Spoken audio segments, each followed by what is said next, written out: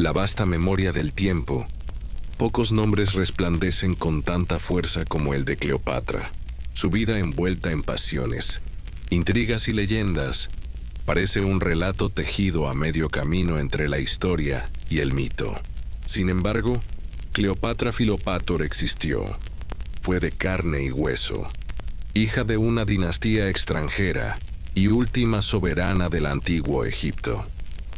Desde hace más de 2 milenios, su figura ha sobrevivido al polvo de los imperios y a la erosión de los siglos. Fue reina, madre, estratega, amante y símbolo. Una mujer cuya inteligencia y capacidad política la convirtieron en un enigma que aún fascina. Pero antes de ser la mujer que desafió a Roma, Cleopatra fue una niña que creció entre columnas de mármol y estatuas de dioses. En los pasillos del Palacio de Alejandría, su mirada curiosa se detenía en papiros, escritos con lenguas antiguas, y en los perfumes de un mundo que reunía a culturas de Oriente y Occidente. Nació en un Egipto gobernado por descendientes de Alejandro Magno, griegos de sangre pero faraones por derecho. Su destino, desde la cuna, estaba marcado por la grandeza y el peligro. Alejandría era el corazón de aquel Egipto tardío, una ciudad luminosa y cosmopolita. Las voces de mercaderes griegos, egipcios, judíos y romanos llenaban sus calles. En su puerto, barcos venidos de todos los confines del Mediterráneo descargaban especias, oro, manuscritos y sueños. Sobre todo se alzaba el faro de Alejandría, maravilla del mundo, guía de navegantes y símbolo de un reino aún orgulloso. Y más allá, la biblioteca, santuario del saber, donde se guardaban miles de pergaminos que hablaban de ciencia, filosofía y religión. Allí, en esa ciudad que parecía un mundo entero, Cleopatra aprendió a observar y a escuchar. No sería una reina cualquiera. Hablaba lenguas distintas, entendía a su pueblo, conocía la fuerza de los mitos y la debilidad de los hombres. En una época en la que las mujeres rara vez decidían el rumbo de la historia, ella estaba destinada a gobernar un reino que agonizaba frente al poder creciente de Roma.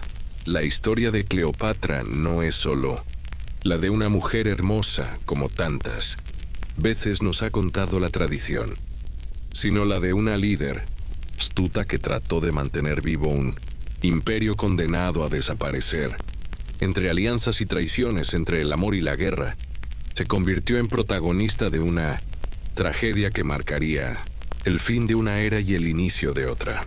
Hoy, más de 20 siglos después, su nombre sigue vivo, no como un simple recuerdo, sino como un eco que atraviesa generaciones. Cleopatra es el símbolo de lo eterno, del poder que desafía a los imperios y de la fragilidad que late bajo la corona de una reina. Así comienza este viaje. Acompáñanos a descubrir su vida desde los primeros pasos en Alejandría hasta el último respiro en su palacio.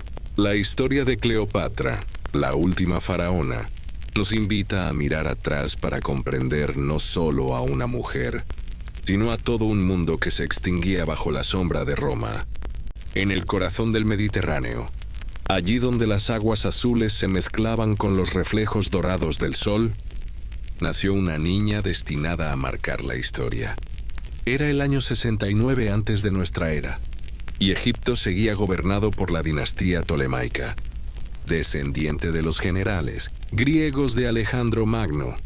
La recién nacida recibió un nombre que significaba gloria de su padre, Cleopatra Filopátor. Su cuna no fue sencilla ni humilde. Creció entre los muros majestuosos del Palacio Real de Alejandría, una residencia que dominaba la ciudad más espléndida de su tiempo.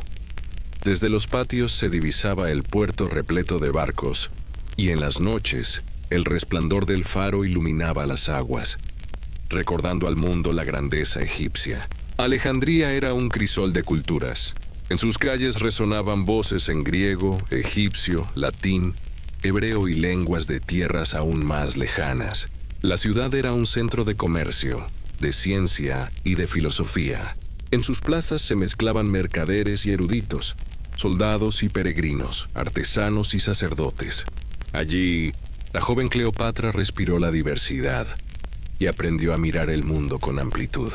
Aunque pertenecía a una dinastía griega, no quiso ser una reina extranjera en su propio reino. Desde pequeña mostró un rasgo que la distinguiría para siempre: el interés por las lenguas.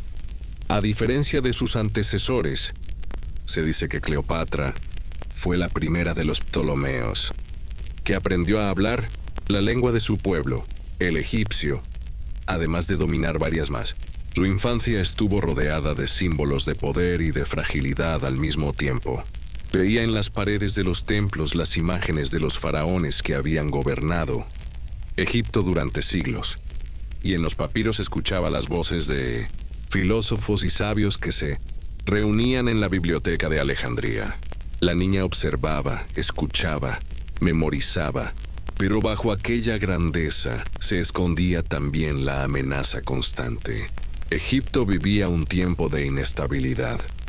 La riqueza del Nilo atraía la ambición de Roma, y dentro de la propia dinastía las rivalidades eran feroces.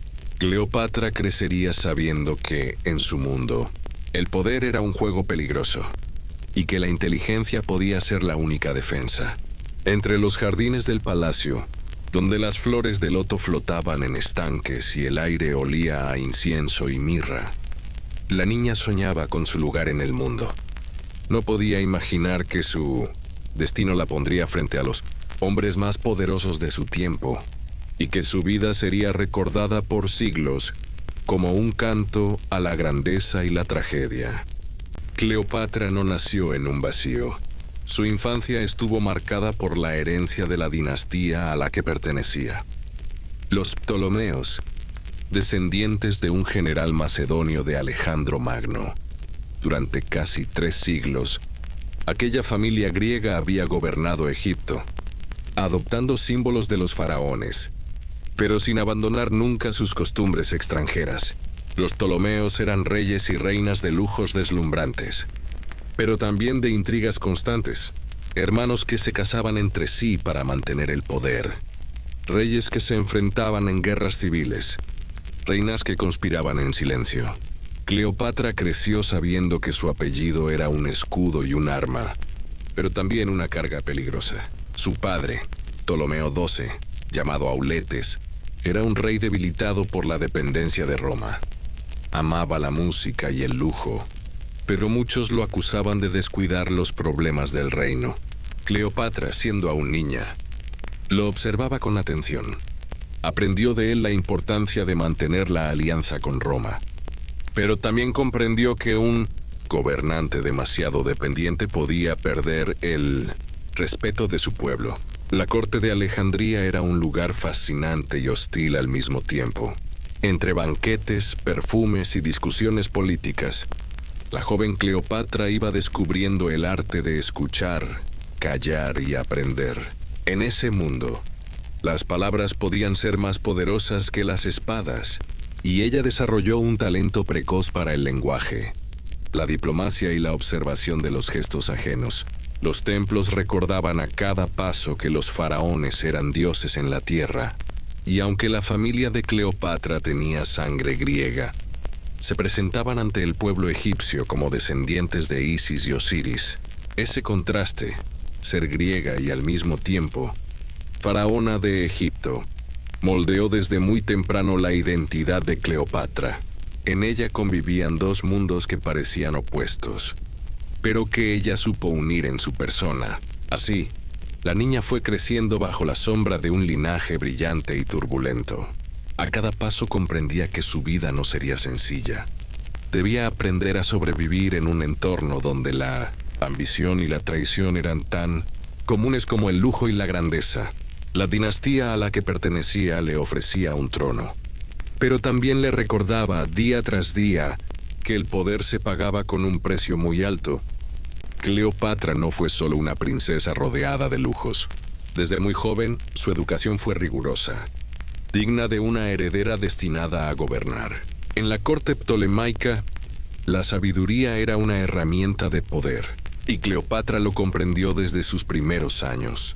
Aprendió griego clásico, la lengua de su dinastía, pero también mostró un talento excepcional para los idiomas. Con el tiempo llegaría a hablar, según las crónicas, hasta 7 lenguas diferentes, entre ellas el egipcio, algo que ningún rey de su linaje había hecho antes.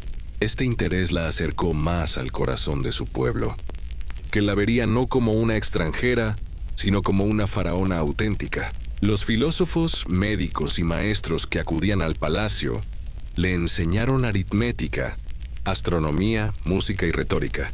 Cleopatra absorbía cada conocimiento con una ansia poco común. No solo quería aprender por curiosidad, sino porque sabía que en un reino donde el poder cambiaba con rapidez, la inteligencia podía ser el mejor de los escudos. En las tardes, se la veía caminar por los corredores de la biblioteca de Alejandría, escuchando las lecturas de los sabios, observando los mapas del mundo, estudiando los papiros que hablaban de medicina, filosofía y ciencias naturales. Para Cleopatra, el saber no era un lujo, sino una necesidad vital. También recibió lecciones sobre la religión egipcia y los ritos sagrados. Allí aprendió a presentarse no solo como reina, sino como encarnación viviente de la diosa Isis. El vínculo entre lo humano y lo divino formaría parte de su identidad, uniendo a la princesa griega con la tradición milenaria de los faraones. Conforme crecía, desarrollaba una presencia magnética. Sus maestros decían que tenía una voz capaz de cautivar, un ingenio rápido y una habilidad sorprendente para convencer a los demás. No era solo cuestión de belleza.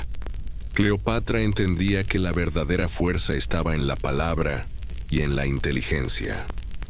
Así, poco a poco, aquella niña curiosa se transformaba en una joven que reunía 2 herencias: la cultura griega de sus ancestros y el legado sagrado de Egipto. Un cruce de mundos que la preparaba, sin que aún lo supiera, para enfrentar los desafíos más grandes de su tiempo. El destino de Cleopatra comenzó a definirse cuando aún era muy joven. Su padre, Ptolomeo XII Auletes, había gobernado Egipto bajo la constante presión de Roma. Dependía de su apoyo para mantener el trono, y esa dependencia dejó al reino debilitado y endeudado. Cleopatra lo veía como un hombre de contrastes, amante de la música y el lujo, pero falto de firmeza para sostener el peso de la corona. Cuando la enfermedad lo alcanzó, el aire en Alejandría se llenó de incertidumbre. El rey se sabía frágil, y antes de morir, ordenó que su hija, Cleopatra, compartiera el trono con su hermano, Ptolomeo XIII. Así lo marcaba el testamento. Validado con el sello de Roma, la muerte de Ptolomeo XII fue un momento de duelo solemne. El pueblo asistió a los funerales en los templos, entre cánticos y ofrendas, mientras su cuerpo era preparado según los ritos de los faraones. Cleopatra, apenas una adolescente, observaba el cortejo con mirada serena, consciente de que aquel adiós no solo marcaba el fin de su padre, sino el comienzo de su propia lucha por el poder. El trono no se heredaba en calma.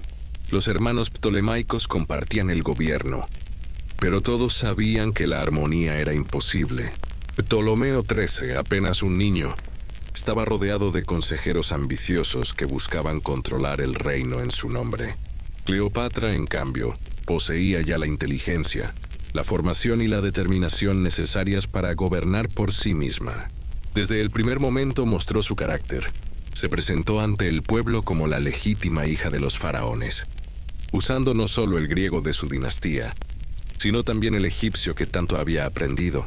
Era un gesto poderoso. Con sus palabras, se unía al corazón de sus súbditos, algo que ninguno de sus antecesores había hecho. El palacio se convirtió en un tablero de intrigas. Consejeros, cortesanos y generales murmuraban en los pasillos, inclinándose hacia uno u otro de los jóvenes gobernantes. Cleopatra entendía que debía actuar con astucia. No bastaba con el título. Debía ganarse la lealtad de aquellos que movían los hilos del poder. Mientras tanto, en las calles de Alejandría, el pueblo observaba con expectativa. Muchos veían en la joven reina un rayo de esperanza, su inteligencia, su formación y su cercanía al pueblo despertaban admiración, pero también sabían que los tiempos venían cargados de peligro. Roma seguía de cerca cada movimiento, esperando la ocasión para extender aún más su influencia. Así, entre el eco de un funeral real y la incertidumbre de un trono compartido, Cleopatra comenzaba a escribir su propia historia. Una historia marcada por la ambición, la astucia y la voluntad de mantener Egipto libre bajo su corona. El reinado de Cleopatra no comenzó con calma, sino con tormenta. Aunque había sido proclamada reina junto a su hermano Ptolomeo XIII, muy pronto la armonía se rompió. El niño rey, rodeado de consejeros ambiciosos, fue convertido en un instrumento para disputarle el trono. Cleopatra, aún joven, comprendió que debía luchar no solo contra enemigos externos, sino contra su propia familia. Las tensiones crecían en el palacio.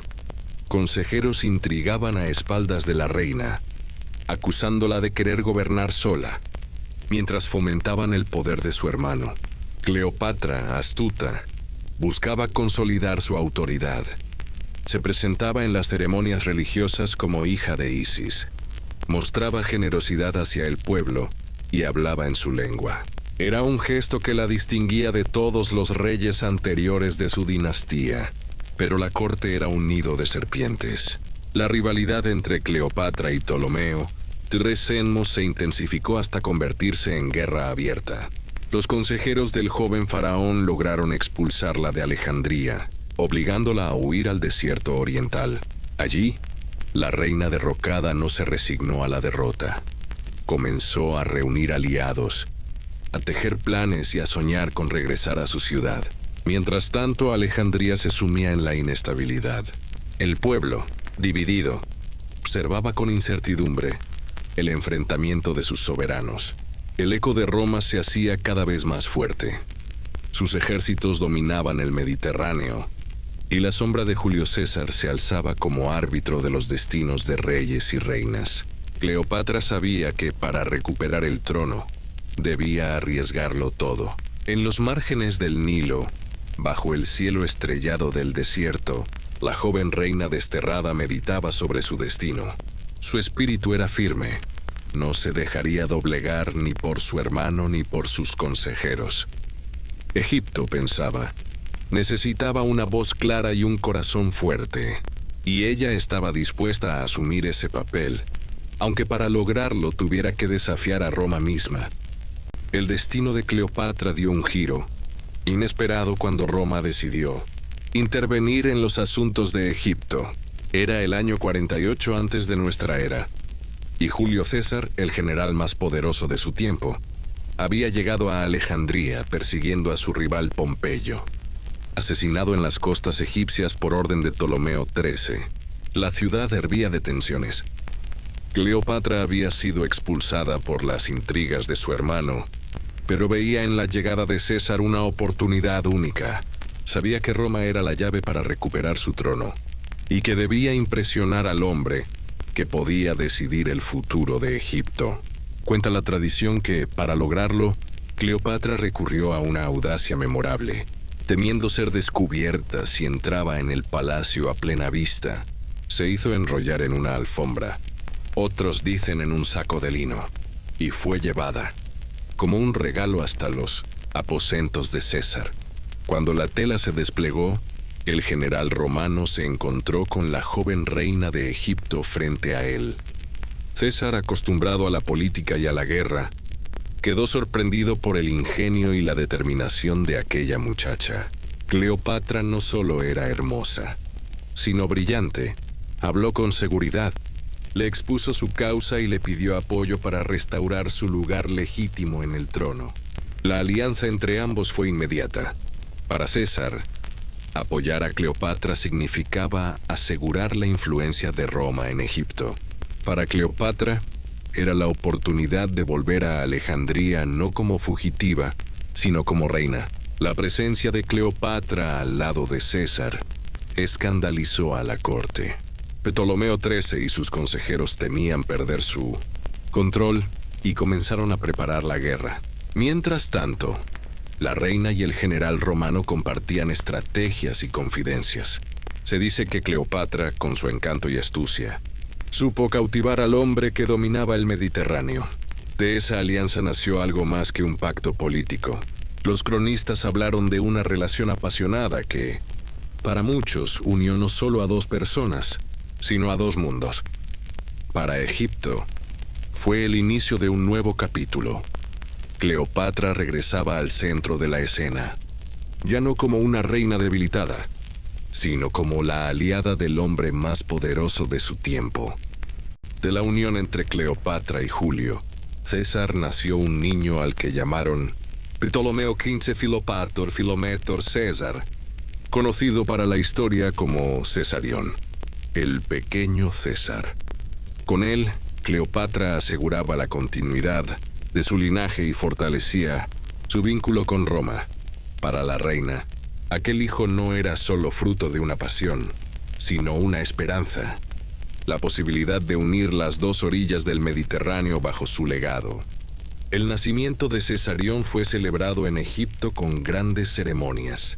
Los sacerdotes lo presentaron como hijo de Isis y de Ra, divinidades que se unían en la figura de los soberanos. Cleopatra apareció ante el pueblo con el niño en brazos, vestida con los símbolos de la diosa madre, reafirmando así su papel de faraona y protectora del Nilo. Para Roma, sin embargo, aquel niño era un desafío. Julio César nunca lo reconoció oficialmente como heredero, aunque lo cuidó y protegió mientras vivió. La relación escandalizaba a los senadores, que miraban a Cleopatra con desconfianza. En los foros de Roma, su nombre se murmuraba con desprecio y fascinación a la vez. Para unos era una reina extranjera ambiciosa, para otros una mujer que había cautivado al líder más poderoso del mundo. Cleopatra viajó a Roma con César y el pequeño Cesarión. En la ciudad eterna, su presencia causó un verdadero revuelo. Vivió en una villa cercana al Tíber, rodeada de lujos que recordaban a Alejandría. Los romanos acudían a verla con curiosidad, y muchos la consideraban una amenaza para las costumbres de la República. La reina, sin embargo, no se dejó intimidar. Aparecía en público con dignidad, mostrando a su hijo como símbolo de la unión entre Egipto y Roma. Allí comprendió que el poder de la imagen podía ser tan fuerte como el de las armas. César, aunque siempre prudente, trataba de equilibrar su vida entre la política de Roma y su relación con Cleopatra. La presencia de la reina en la ciudad lo hacía vulnerable ante sus enemigos, pero también lo llenaba de un aura de grandeza oriental que fascinaba a algunos sectores. Así, durante esos años, Cleopatra disfrutó de un lugar único en el corazón del imperio. No era una reina sumisa ni una amante silenciosa. Era una soberana orgullosa, consciente de que su hijo representaba una herencia destinada a desafiar el poder de Roma. Con el apoyo de Julio César, Cleopatra regresó a Alejandría convertida en reina indiscutida. Tras el conflicto con su hermano Ptolomeo XIII, que terminó ahogado en el Nilo durante la guerra civil, la joven faraona recuperó el trono que le había sido arrebatado. Era el inicio de una nueva etapa. Egipto volvía a tener una soberana fuerte, capaz de sostener la corona frente a Roma y sus enemigos internos. Cleopatra no gobernaba como una simple heredera, sino como una reina que había aprendido en la adversidad. Se mostraba en ceremonias con la corona del Alto y Bajo Egipto, proclamándose descendiente de Isis. El pueblo la veía no solo como gobernante, sino como protectora del Nilo y madre de Cesarión, el niño en quien depositaba su legado. Durante aquellos años, Alejandría floreció. La reina impulsó proyectos de comercio y reconstrucción, reforzó los templos y cuidó el esplendor de la ciudad.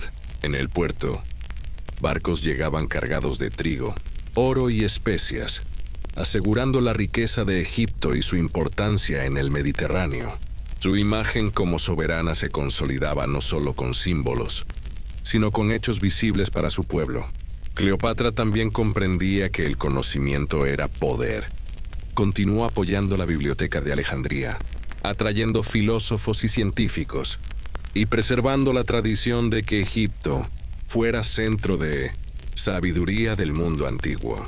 Ella misma se mostraba como una mujer culta, capaz de debatir con eruditos y de fascinar a diplomáticos no solo con su belleza, sino con su ingenio y preparación. Sin embargo, bajo aquel esplendor seguía latiendo la amenaza de Roma, aunque César la había respaldado. Cleopatra sabía que su reino era observado con codicia, por eso se mostraba siempre firme, cuidando su imagen, forjando alianzas y recordándole al mundo que Egipto, bajo su reinado, aún podía brillar con la grandeza de los antiguos faraones. Así, la reina que había sido expulsada y humillada en su adolescencia se convirtió en la soberana absoluta de Egipto. En los palacios, en los templos y en las calles de Alejandría, el nombre de Cleopatra resonaba con fuerza. Era más que una reina, era símbolo, era mito. Era la esperanza de un pueblo que volvía a mirar el futuro con orgullo. La fortuna de Cleopatra parecía asegurada mientras Julio César viviera. En Roma, aunque su presencia causaba escándalo, César la protegía y reconocía a su hijo Cesarión como parte de su vida. Cleopatra soñaba con un futuro en el que Egipto y Roma pudieran convivir bajo una alianza sellada con sangre y descendencia. Pero en el año 44 antes de nuestra era, aquel sueño se quebró de forma brutal. En los idus de marzo, Julio César fue asesinado en el Senado romano por un grupo de conspiradores que temían que se convirtiera en rey. Bruto, Casio y otros senadores lo apuñalaron una y otra vez, dejando a Roma sumida en el caos. La noticia llegó como un rayo hasta Cleopatra. Para ella, la pérdida fue doble. No solo moría el hombre que había sido su aliado y amante, sino que desaparecía el sostén que mantenía su posición frente a Roma. Con César muerto, su hijo Cesarión quedaba en un lugar incierto, sin reconocimiento oficial y con enemigos dispuestos a borrar su nombre. Roma se hundió en luchas internas. Los seguidores de César, encabezados por Marco Antonio y Octavio, reclamaban venganza y disputaban el poder. Cleopatra, desde Egipto, observaba con cautela el incendio político que ardía en la capital del imperio. Sabía que su reino estaba de nuevo en peligro. Sin César, Egipto volvía a ser vulnerable ante la ambición de Roma. Aún en la distancia, la reina actuó con prudencia. Reforzó sus alianzas en Egipto. Mostró al pueblo la imagen de Cesarión como heredero legítimo y se presentó a sí misma como encarnación de la diosa madre, la protectora que debía guiar al país en tiempos oscuros. No podía dejar que el vacío de poder en Roma arrastrara también a su reino. Las calles de Alejandría fueron testigo de ceremonias solemnes en honor a César, donde Cleopatra apareció con gesto contenido y solemne, reafirmando que Egipto seguía en pie. A pesar del luto, la reina comprendía que el futuro exigía nuevas alianzas. Roma ya no tendría un solo dueño, y pronto habría que elegir con quién compartir el destino. Tras la muerte de Julio César, Roma se dividió entre dos hombres, Marco Antonio y Octavio. Ambos eran herederos del poder, pero enemigos en ambición. Antonio, general valiente y carismático, se dirigió al oriente para asegurar los territorios que Roma aún reclamaba. Fue entonces cuando los caminos de Cleopatra y él se cruzaron por primera vez. Corría el año 41 antes de nuestra era. Cleopatra fue convocada por Marco Antonio a la ciudad de Tarso, en Asia Menor. El general romano deseaba escuchar su versión sobre su papel en los recientes conflictos de Egipto. Pero la reina comprendió enseguida que aquel encuentro era una oportunidad. No viajó como una súbdita, sino como una diosa. Llegó en una nave majestuosa con velas púrpuras y remos de plata, mientras perfumes de incienso y mirra llenaban el aire. Sus sirvientas, vestidas como ninfas, rociaban pétalos sobre las aguas. Ella, recostada bajo un dosel dorado, se presentaba como la encarnación viva de Isis. Marco Antonio, acostumbrado a la guerra y al poder, quedó impresionado. Nadie había osado enfrentarse a él con tanta elegancia y seguridad. Cleopatra no habló con miedo, sino con inteligencia. Supo convertir una reunión política en un juego de fascinación. Su voz era firme, su mirada intensa, y su presencia envolvía la estancia como una marea imposible de resistir. Durante los días que siguieron, Antonio y Cleopatra compartieron banquetes, risas y largas conversaciones. Ella lo envolvía en el encanto del Oriente, mostrándole que Egipto no era un simple aliado, sino un mundo entero lleno de cultura, poder y misterio. Entre ambos nació una alianza política y un vínculo mucho más profundo. Cuando Cleopatra regresó a Alejandría, Antonio la siguió poco después. En la ciudad, el general romano encontró no solo una reina, sino una compañera. Compartían el gusto por el lujo, el teatro, la conversación y el vino. El pueblo los veía pasear juntos entre risas, mientras la corte comenzaba a murmurar que, quizás, Roma tenía una nueva reina invisible, Cleopatra de Egipto. El encuentro entre Cleopatra y Marco. Antonio marcó el inicio de una de las historias más intensas del mundo antiguo. Lo que comenzó como una alianza política pronto se transformó en una unión apasionada. Ambos compartían algo más que ambición, la necesidad de ser comprendidos, de hallar en el otro un reflejo de su grandeza y de su soledad. En Alejandría, la pareja vivía rodeada de esplendor. Los banquetes eran legendarios, mesas cubiertas de oro, perfumes flotando en el aire, músicos tocando melodías del Nilo y del Tíber. Antonio se dejaba seducir por el exotismo y la belleza de Egipto, mientras Cleopatra disfrutaba del poder de influir sobre el hombre más temido de Roma. La reina no se mostraba sumisa. Junto a Antonio era una igual. Participaba en los consejos, debatía estrategias y tomaba decisiones con firmeza. En sus conversaciones hablaban de alianzas, de campañas y de sueños compartidos. Antonio veía en Cleopatra a una soberana con visión y carácter, capaz de entender la política como un arte. Con el tiempo, su amor se convirtió también en un símbolo político.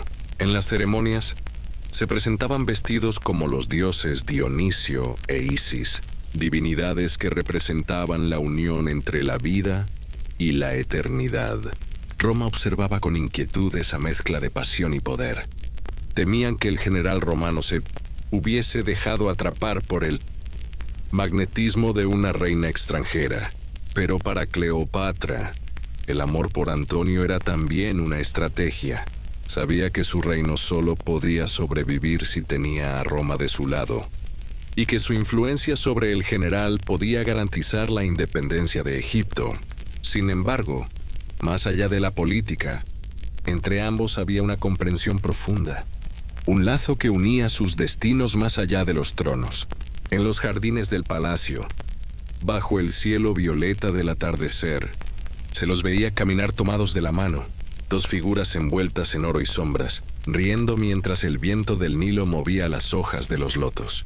Eran conscientes de que el mundo los observaba, pero también de que nadie podría entender del todo la fuerza que los unía. Durante los años que siguieron, Cleopatra y Marco Antonio reinaron juntos sobre un imperio que unía Oriente y Occidente. Desde Alejandría gobernaban con esplendor, enviando órdenes que se extendían desde el Nilo hasta Siria. El pueblo los veneraba como si fueran dioses, Isis y Dionisio, reencarnados para traer prosperidad a Egipto. En la gran capital, los templos se adornaban con nuevas inscripciones dedicadas a la reina y al general romano.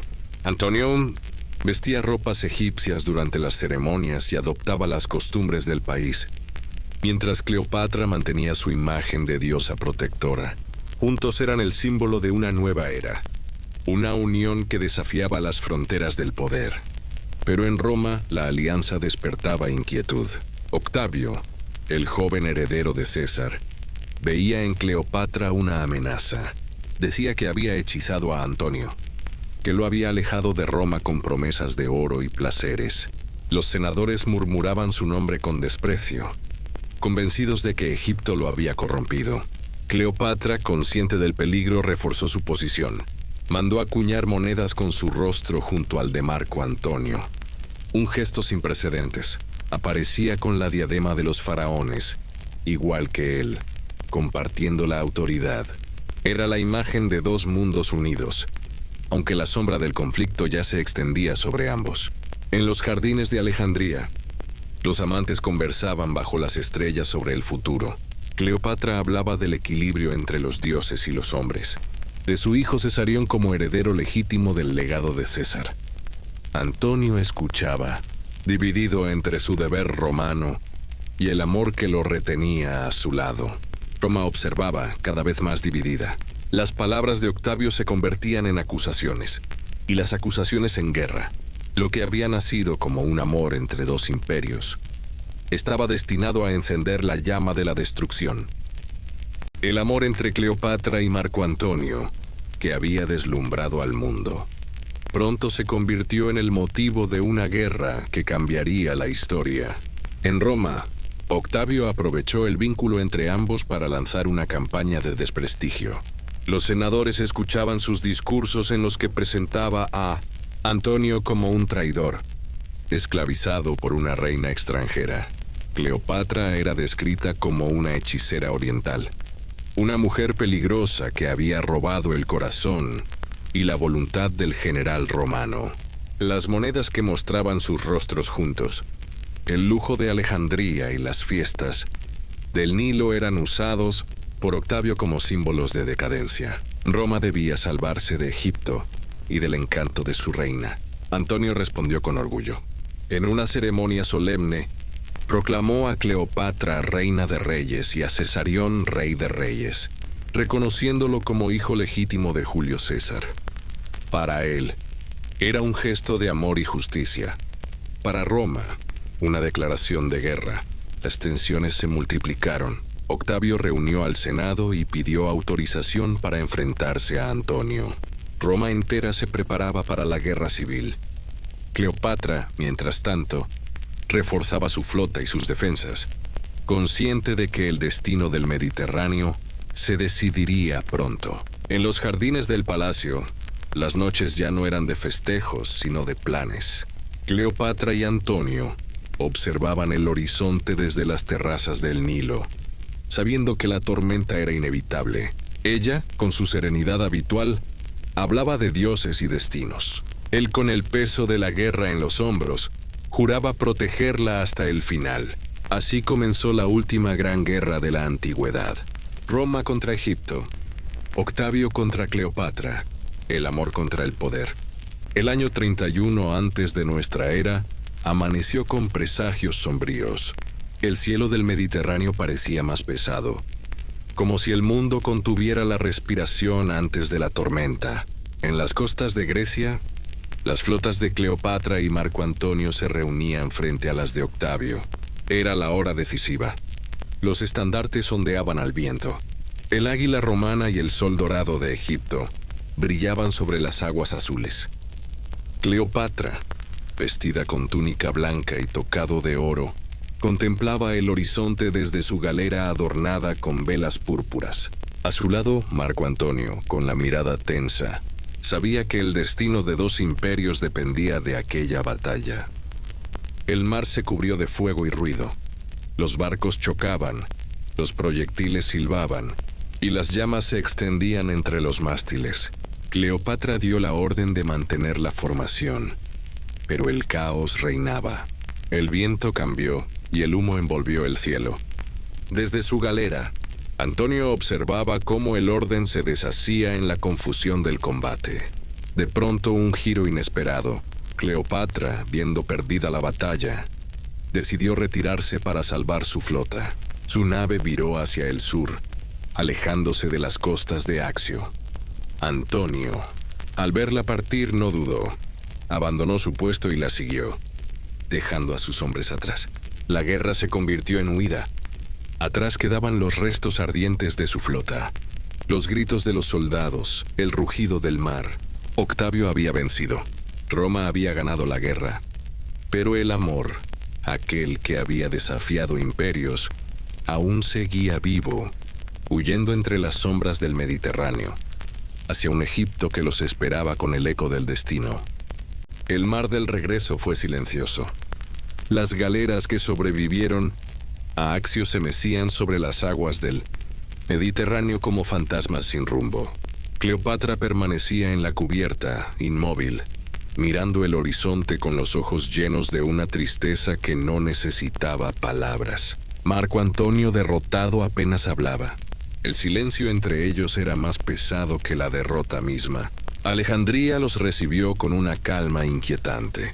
La ciudad, que alguna vez había vibrado con música y festejos, ahora parecía dormida bajo una luz apagada. Los templos seguían en pie, pero el pueblo ya intuía que la gloria había terminado. Cleopatra ordenó reforzar las defensas, aunque en su corazón sabía que Roma llegaría pronto, implacable.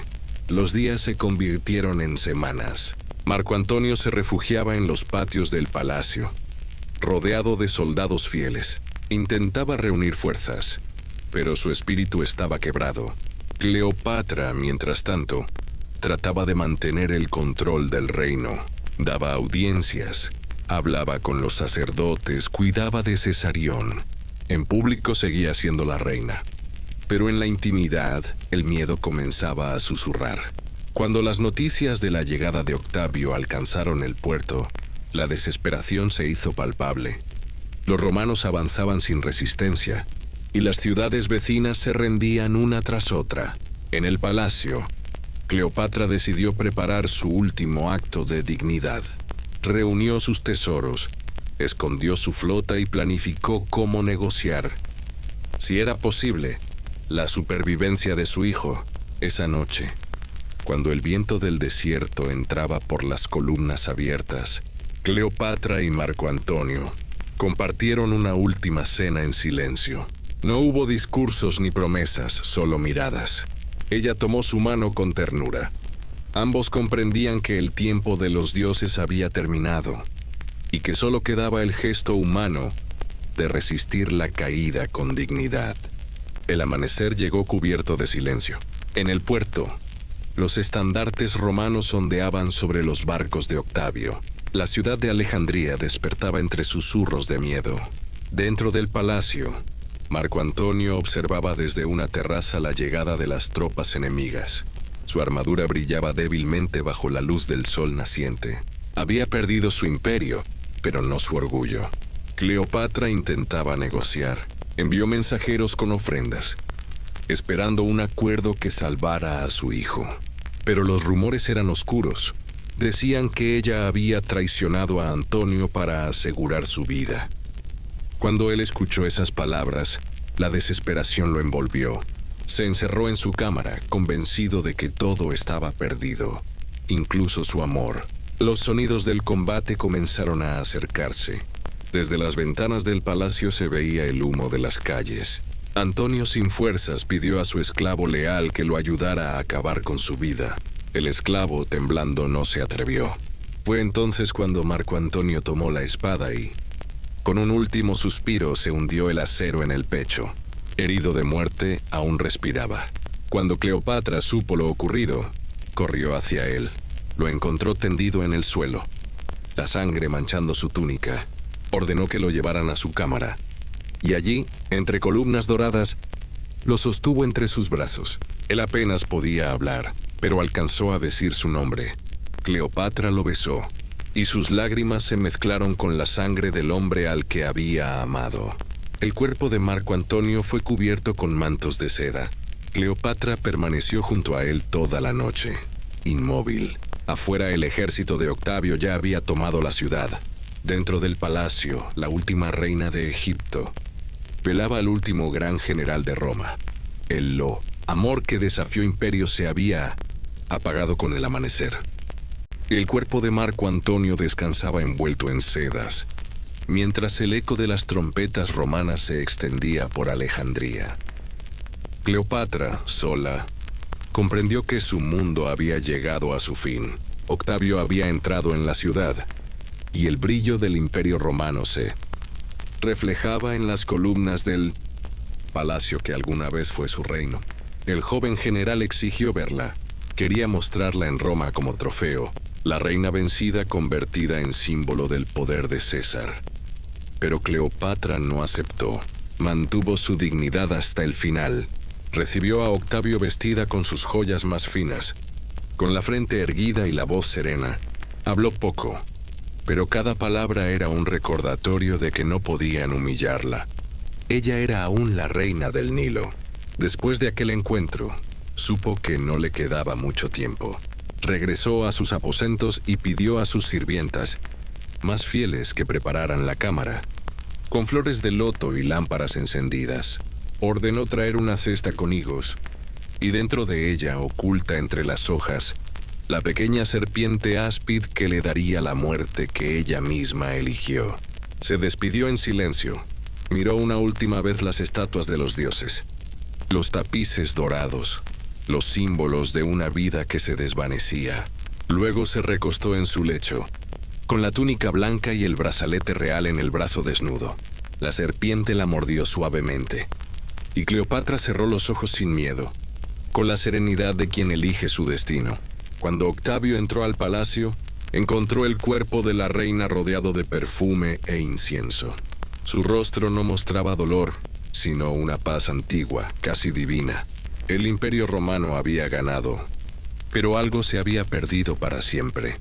La última voz de Egipto, la reina que había amado como una diosa y gobernado como una leyenda. El silencio volvió a reinar en Alejandría. Las aguas del Nilo seguían su curso, indiferentes a los destinos de los hombres. El cuerpo de Cleopatra fue enterrado junto al de Marco Antonio, tal como ella había pedido. Los soldados romanos la escoltaron con respeto, y el aire se llenó de incienso y lamentos apagados. Así terminaba una era. Octavio contempló la tumba en silencio. Sabía que el imperio había triunfado, pero también comprendía que algo irrepetible se había perdido. Con la muerte de Cleopatra, Egipto dejaba de ser un reino soberano. Roma tomaba su lugar y con ello, la voz de una civilización milenaria se desvanecía entre las arenas del tiempo. A partir de entonces, el nombre de Cleopatra se convirtió en leyenda. Poetas, historiadores y artistas la recordarían de mil formas, como reina, como amante, como símbolo de poder y belleza. Pero detrás del mito quedaba una mujer que había amado intensamente, que había gobernado con inteligencia y que eligió su destino cuando todo estaba perdido. El palacio de Alejandría, antaño lleno de música y esplendor, quedó en ruinas. Los muros aún conservaban los ecos de su risa y el perfume de sus jardines. El faro seguía iluminando las noches, como si aún esperara el regreso de la reina. Pero el tiempo, como el mar, se encargó de borrar los rastros hasta que solo quedó el recuerdo. Sin embargo, cada vez que el sol se refleja sobre las aguas del Nilo, parece que su espíritu sigue allí, observando desde las profundidades doradas del amanecer. Cleopatra no murió del todo. Se transformó en mito, en promesa, en el último resplandor de Egipto antes de ser devorado por Roma. Y así, más allá de los siglos, sigue viva en la memoria de los hombres, en las pinturas, en los versos y en los sueños, porque hay reinas que no gobiernan solo con poder, sino con eternidad.